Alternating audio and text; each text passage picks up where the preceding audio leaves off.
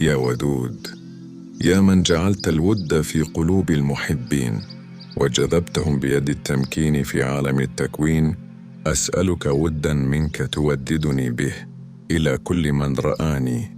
يا ودود، يا ودود، يا ودود، أسألك بفضلك يا الله أن ترد إلي زوجي، زوجتي، وأن تصلح شأني كله، ولا تكلني إلى نفسي طرفة عين أبدا.